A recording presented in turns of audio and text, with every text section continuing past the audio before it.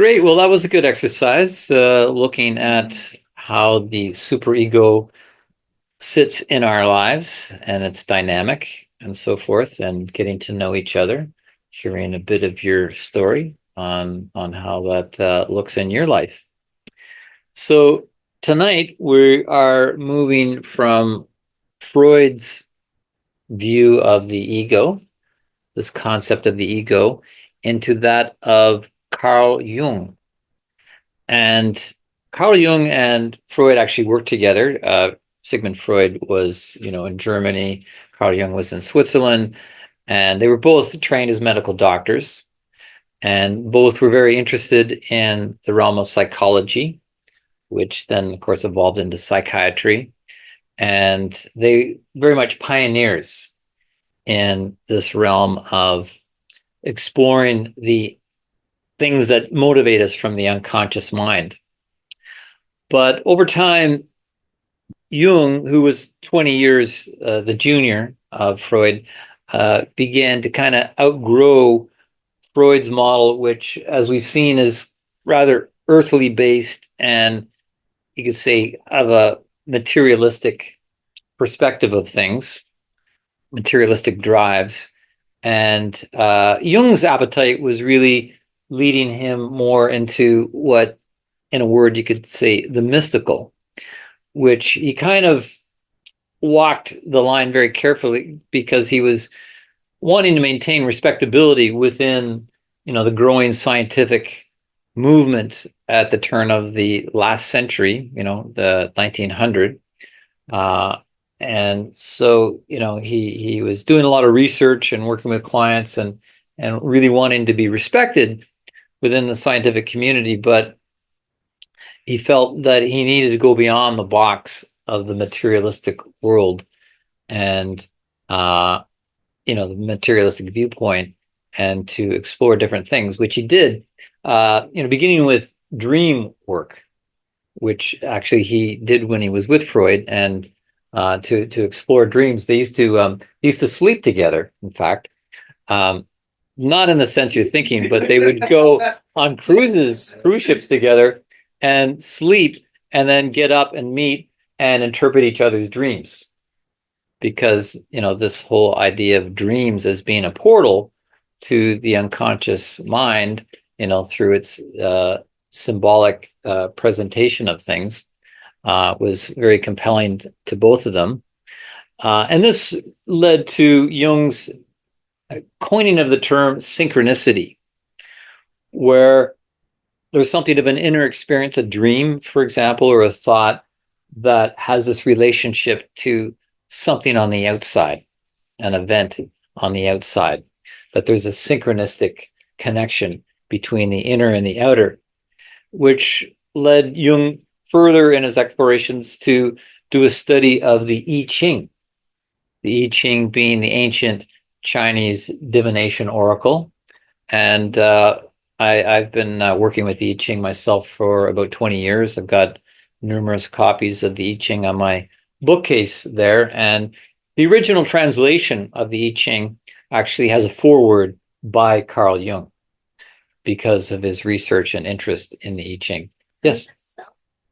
It's I, and then Ching is Ching. Actually, in the original Chinese, it's Yi, Yi Ching.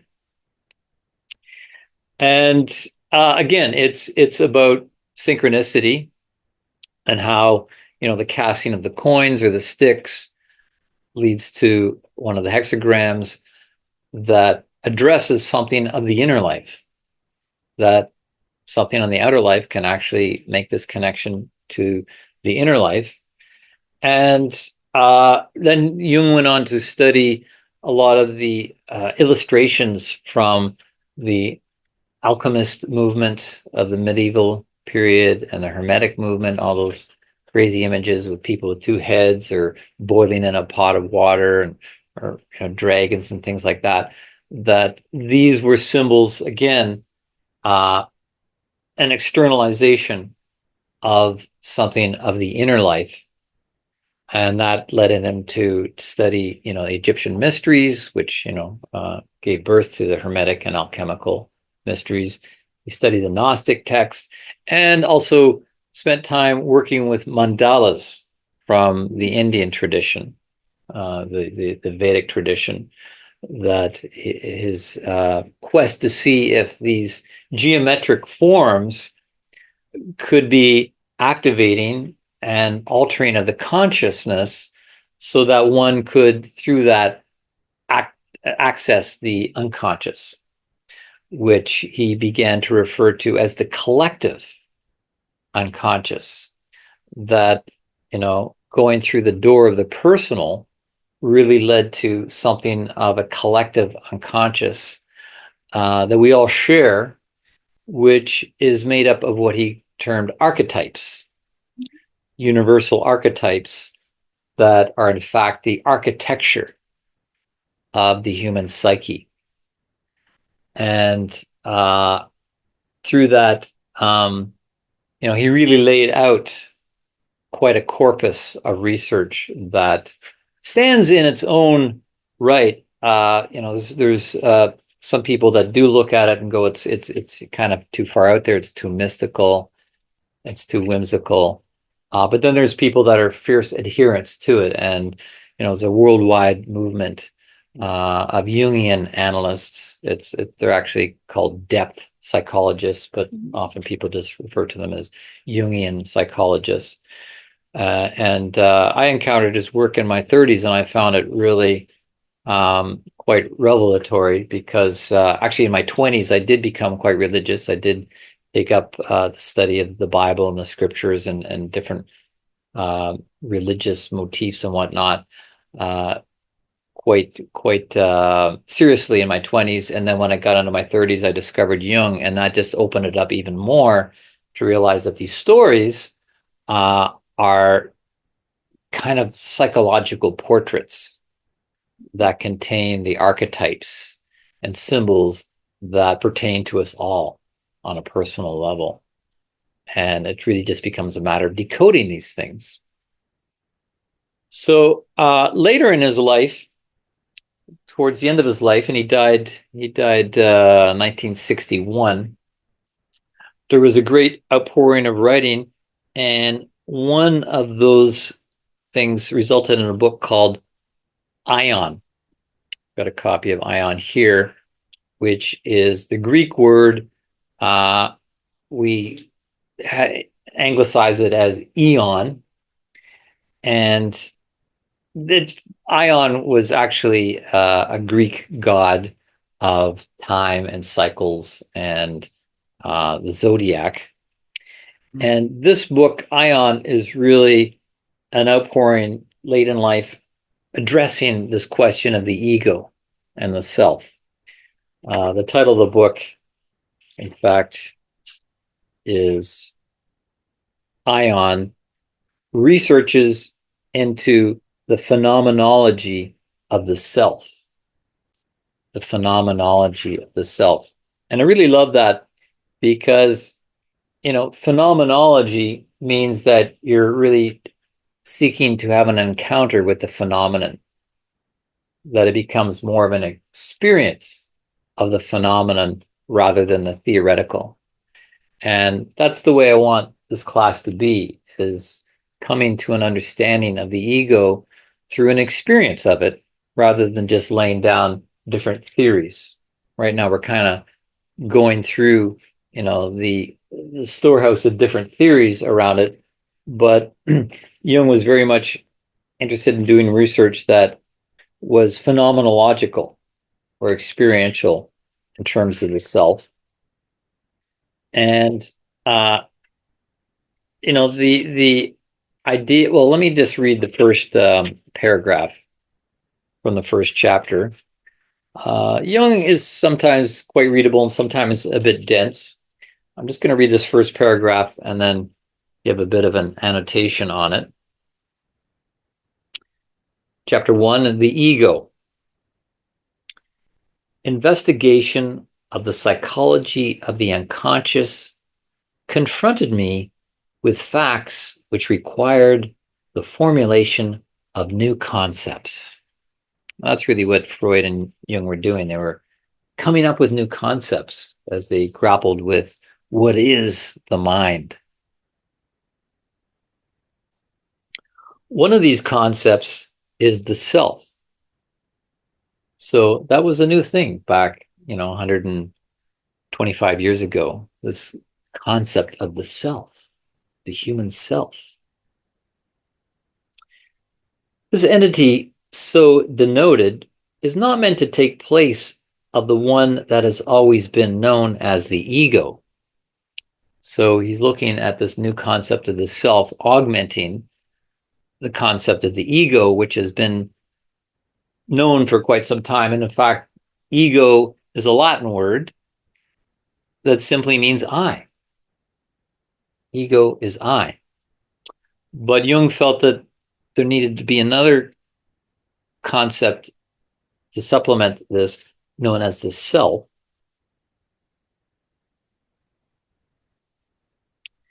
So this entity, so denoted, is not meant to take place of the one that has always been known as the ego, but includes it in a supraordinate concept. We understand the ego as the complex factor to which all conscious contents are related. It forms, as it were, the center of the field of consciousness. And insofar as this comprises the empirical personality, so now he's bringing in the word personality. He said that, the ego has been known, this I, and he's introducing the concept of the self as something which the ego is at the center of. And then, because he's saying that the ego is at the center of the field of consciousness, but then he's also talking about the personality. And we were discussing that in the first half, and how the personality is the persona or the mask. So in a way, it's the shroud or the clothing that clothes the self, of which the ego is at the center. So is that pretty clear? We have this I, this I-ness at the center of the field of consciousness, and he says that everything relates to that. The ego relates to everything. And then there's the self, and then on top of that, we have the personality, the dressing, as it were. And we can see, we all have different dressing. We're all dressed differently. We all have different personalities.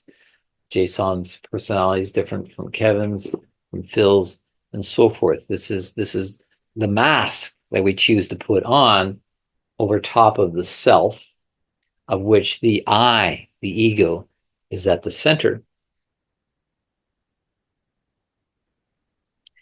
It forms, as it were, the center of the field of consciousness, and insofar as this comprises the empirical personality, the ego is the subject of all personal acts of consciousness. When it means subject, it means it's the center. You are the subject, in contrast to an object. An object means something outside of yourself or some sort of event. So he's saying here, in his model of things, that this ego is the subject of all personal acts of consciousness. The relation of psychic content to the ego forms the criterion of consciousness. For no content can be conscious unless it is represented to a subject, the subject being the ego. So he's really, in a nutshell, saying there can be no consciousness without an ego. That the ego is the thing that relates to everything within the field of consciousness and makes it conscious, has it as a conscious experience.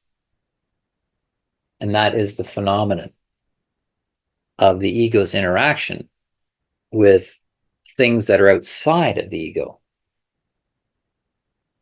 The ego is the I, and then everything else is not the I.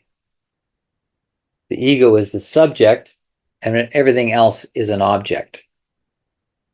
So kind of laying down some vocabulary here and some concepts that hopefully, that's just the first coat of paint, as it were. We'll go deeper with this. We'll go further with this to continue to make it clear, at least, from Jung's perspective of things.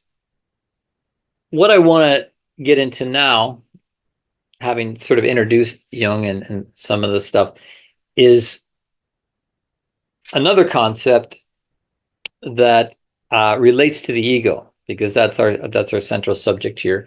And this is his model of brain orientation. And he laid out this very interesting window upon which we can look at ourselves, because the brain is made up of these two hemispheres joined by this corpus callosum. And so, there's two things going on. There's communication between this bridge. So this brings us to this idea of left brain functioning versus right brain functioning. And in his model, he categorizes things through time.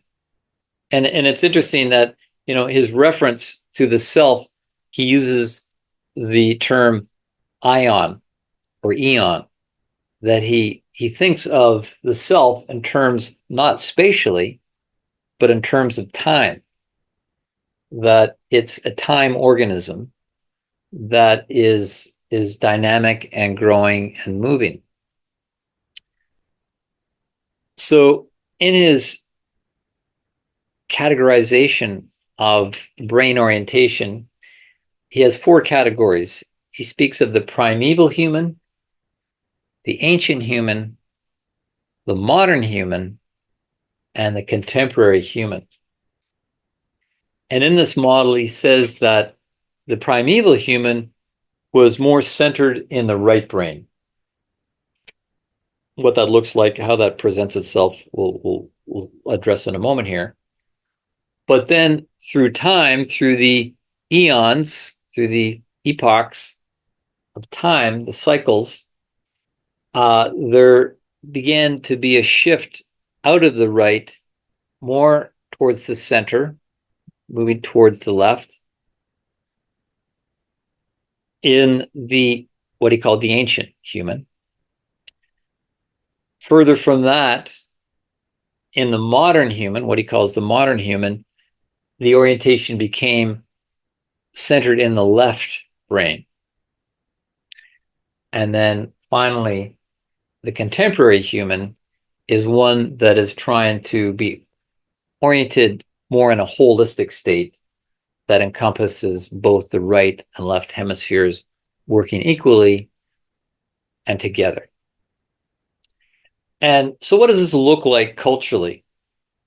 Because we use this concept became very popular in the middle of the last century when brain research was being done and people were starting to think of themselves in terms of left and right brain orientation, and to say, oh, I'm more left brain, you're more right brain, that explains why you're like that and why you're like this and why you need this type of education and why you need this type of education.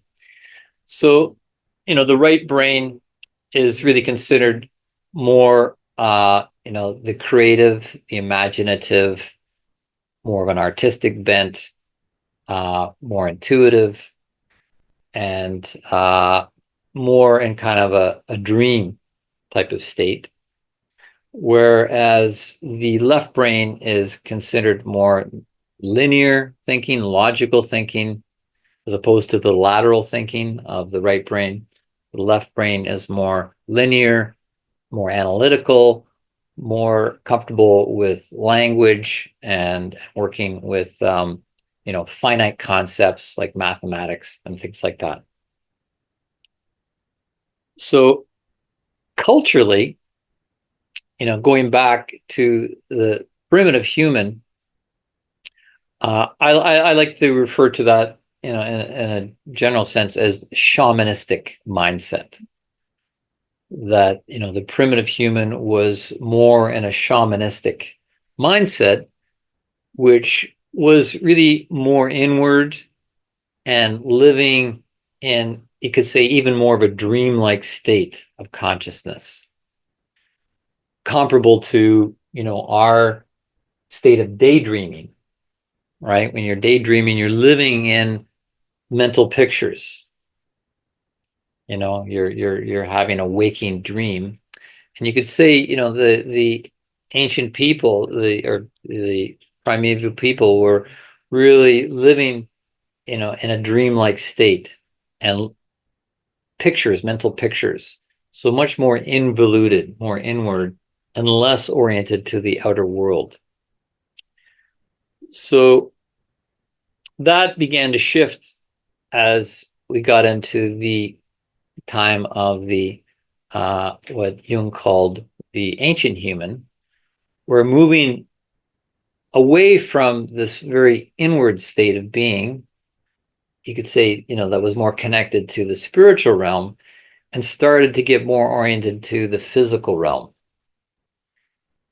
And then thirdly, the modern human has swung right to the opposite side, which I call more the scientific mindset, where we're less awake to the inner state of things, and we're more awake to the outer world in our scientific inquiry of the outer world, and our scientific working with the things of the outer world. It's amazing what we do these days as a result of science, that we can take, sand and turn it into microchips, and run computer brains on this sort of stuff. Well, we're still very much in this modern human left brain oriented, like our whole scientific modus operandi is, the modern human. And so the contemporary human being, the one that we're presently living with, to moving forward with, to get to. Yeah. It's almost like a vision. Okay. Yes. So he kind of like foresaw what we can get to Yeah. as we are in the modern. And the modern, you could say perhaps the modern human really started to come forth in the Greek epoch, eon, where Greek philosophers started to think about thinking, and started to think about meaning of life, and to philosophize, and to honor the self through democracy, that everybody had rights, votes. That, I would say, really, it was the dawning of the modern human. So and you can see that how, culturally, the shamanistic was more picture oriented, and then, so, working with symbols, working with hieroglyphs, for example, in the Egyptian civilization, where, there was a transition over the 4,000 years of Egyptian civilization, from working with hieroglyphs to the hieratic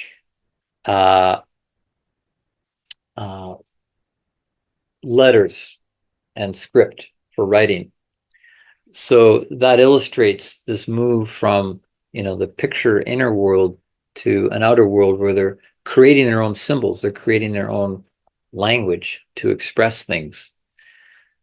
So this, I have to add that there's a bit of a resistance to this left-right brain concept of things, because, since this first came out, there's been a lot of brain research done, and so, it's obvious that through brain mapping, that there's a lot of different centers in the brain, not just the two, but, there's the frontal cortex and the limbic and the reptilian brain and all these things. And there's neuroplasticity, where, if one part of the brain becomes compromised, another part can take over. So there's a lot of power and potentiality in the brain. And so, in some ways, science has kind of tried to debunk this idea. But nonetheless, when you still look at the brain, there are two major hemispheres joined by this bridge in the middle. And so, there's a communication between two halves. And we are, bipedal beings that have, this binary makeup. It's not only two hemispheres, there's two eyes, there's two nostrils, there's two lungs, there's two arms, two legs, gonads and so forth, right down the way. So there is definitely still an argument for, how there's this two-sidedness in the human makeup.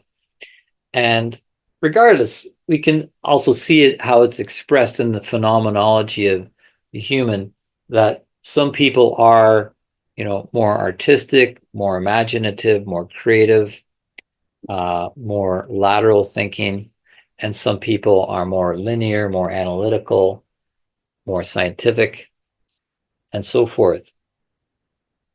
So one of the things that to point out about this is that, the shamanistic mindset, this right brain orientation,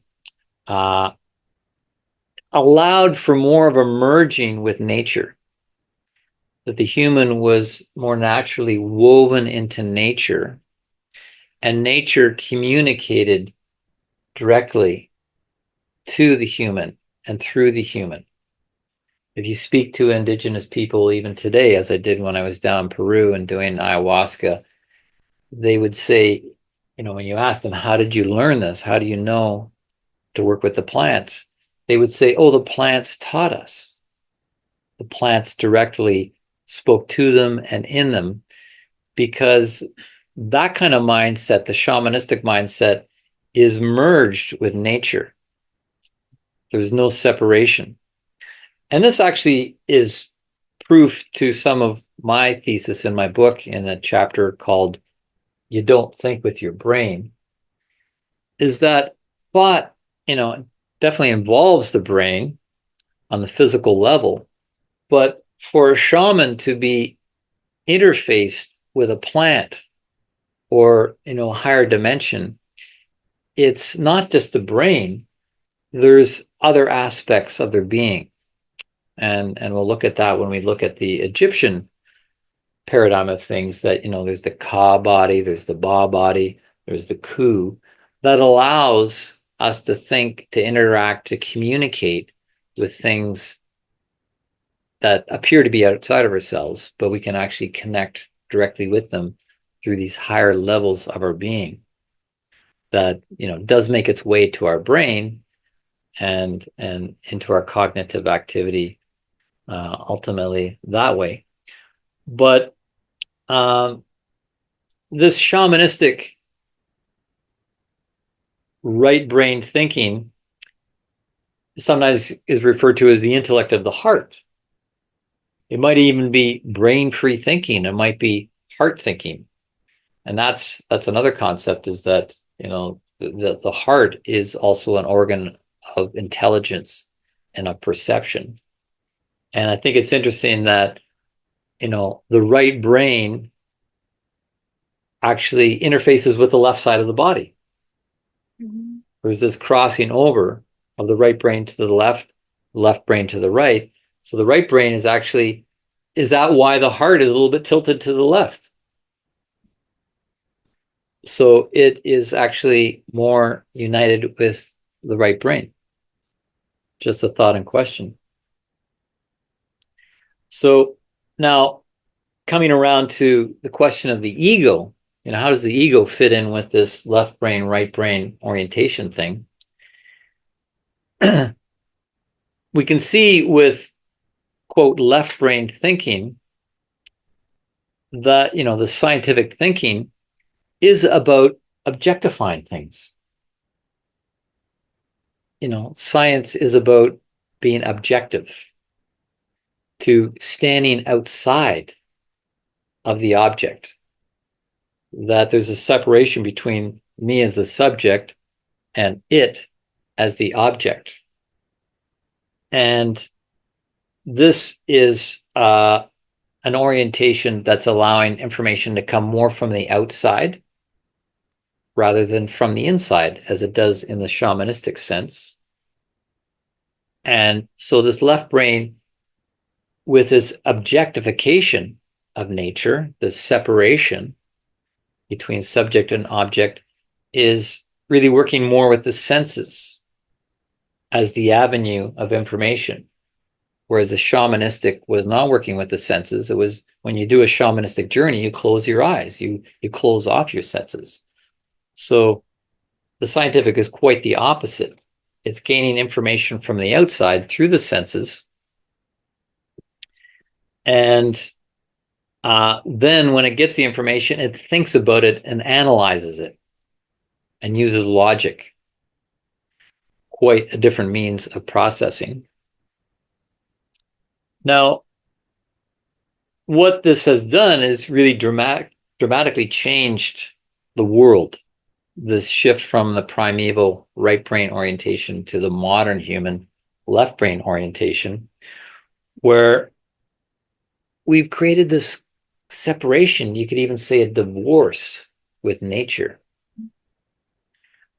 where, you know, science now tells nature what it is, rather than nature telling us and revealing itself to us through us. We step outside of nature, we dissect it, and then we name the parts and we categorize them. And, you know, we're using our brain, we're using our intellect in quite a different way. And this has led to major changes, such as, you know, Galileo Galilei saying, hey, wait a minute, folks, the Earth, you know, if we look at it objectively and look at the data, the Earth is not the center of the solar system. Sorry, we're not the center of the universe. We're not necessarily the center of some God's attention.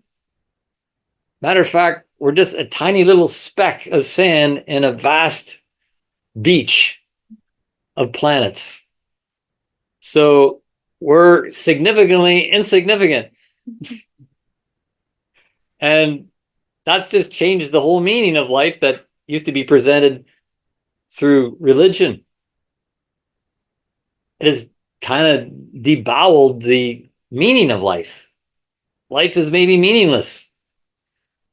And maybe there's no other world that we're preparing for. This is it. And there's not much to it. We're very small. And so get what you can while you can. You know, it's a Darwinian race, you know, to get as much as you can. And because we're just higher animals. And so, you know, be the leader of the pack. Otherwise, the view is never going to change. And that there's no moral laws governing our existence. You know, this shift away from the right to the left has really left us in kind of a cold, sterile sense of ourselves and the world that we're in. But are these assertions necessarily true? Or are they half-truths? And are they really an expression of egotism? Because this is the point here, that this shift to the left brain objectification of things has been accompanied by a growing ego.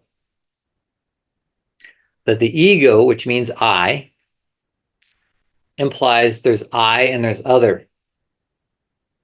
So our whole Western modern science is really based on this growing ego and even egotism that, you know, has lost touch with the world.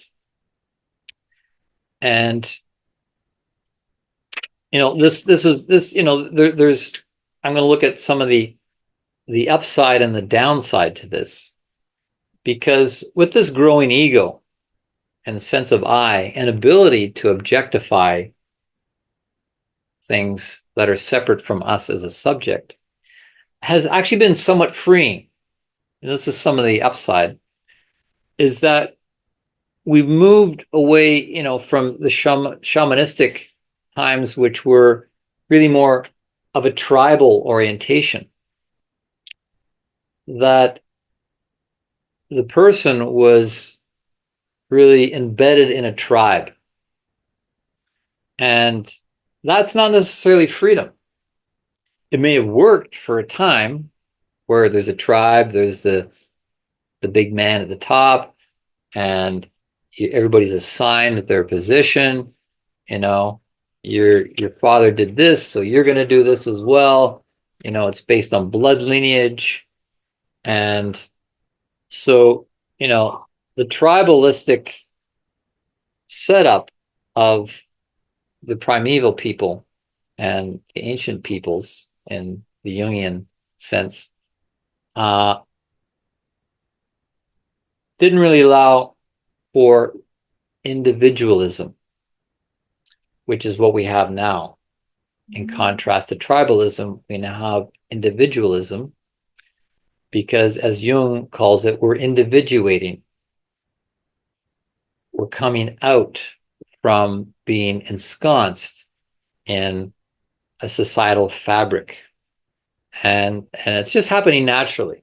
Like even with the shrinking of the nuclear family down to, maybe you're an only child, you have much more freedom and a sense of your own individuality, rather than just being one child in some big family, in a big clan, and so on and so forth, which still exists.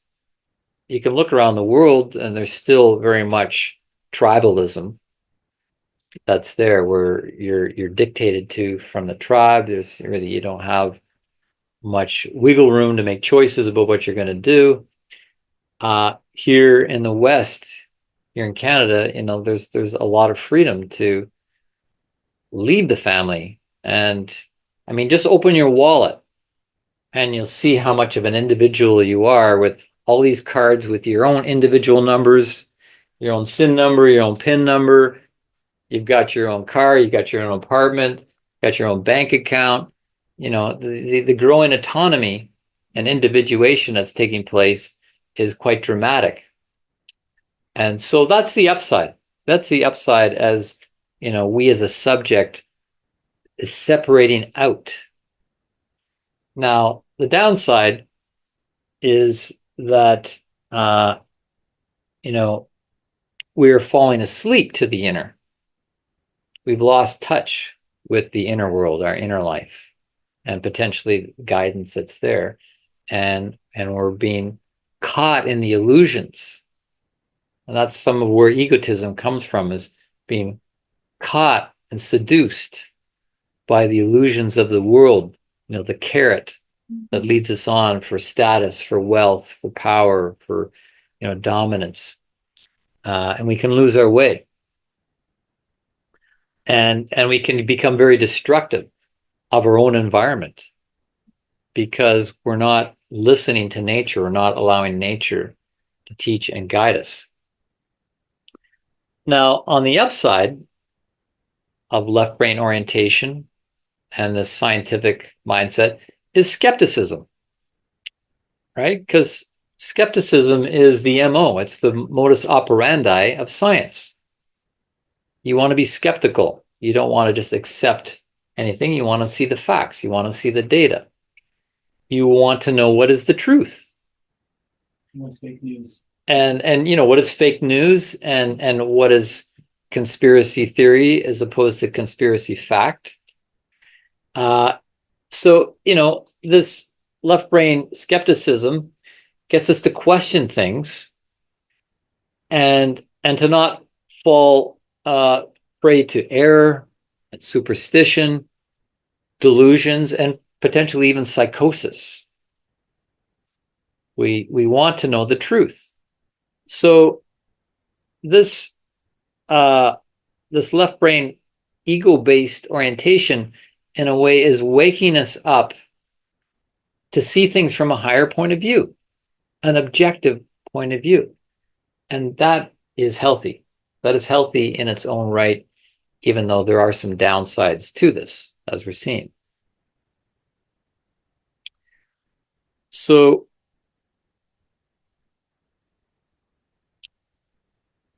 what Jung is showing us in kind of a more dynamic picture of the ego than Freud, which really, is kind of static, that it's just earthy, sexual, and, just these drives, lower drives, trying to find expression. It's maybe a bit of an oversimplification, but what Jung is showing us through this swinging from the right to the left, and then now the contemporary human trying to find the balance, the center that embraces both simultaneously in a holistic way of working, has been steps through time, through the eons, right foot, left foot, right foot, left foot, to where now we can potentially be balanced with both. This swing from the right to the left accompanied a strengthening and growing of the ego, because the left brain's ability to objectify subject from object is exactly what the ego needs to live in a sense of I and other. And so your home play for the week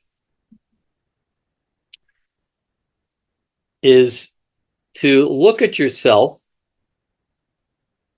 your life thus far, and how you as an I being, and this is intended to make you more self-aware as an I being, what has your orientation been in terms of right brain and left brain functioning? Where did it start? Where did it go? Where are you now? And what do you need to go forward in seeking more of the ideal? What do you need? For example, myself, I was very right brain oriented. At school, I wasn't, super academic. I was into music and the arts and things like that. When I got out of high school and I was trapped in my parents' basement and I had to find my way out of this dreamy right brain inner life I was in, I needed to find employment. I needed to find work. I needed to find a career. So I actually did a training as a computer programmer, which was extremely difficult for someone right brain all of a sudden, because you can't fudge numbers. Numbers are very exacting. You can fudge with paint, you can fudge with songwriting, all of that artsy fartsy stuff. You can fudge your way along and think, delusionally that it's all great. But, computer programming hit me in the face and I realized, oh, I really had to struggle for a couple of years. And so now I'm still doing something similar. I started this summer doing math sessions with Mario, who's been a PhD math student. And so he has been coming over and he's got me some books and things like that, where I'm continuing to develop my left brain orientation and functioning to strengthen it, which is very helpful. And it feels really good to do that. So I'm just giving that as an example in my journey of seeing where I'm at and what I need. So that's your home play for this week, is to, and I'll put that in the Google Doc, just those points. So you can go and look at the Google Doc and get reminded exactly what's being asked for here. And live with this model of Carl Jung on how the ego has needed this transitioning from one direction to the other to find the center, to find the center, and how the ego is a center, but it needs centered apparatus. It needs, the cognitive functions that allow the ego to function as fully as it can, which includes the shamanistic and the scientific merging together, which what you could call now spiritual science, which is where we're going to be going next week.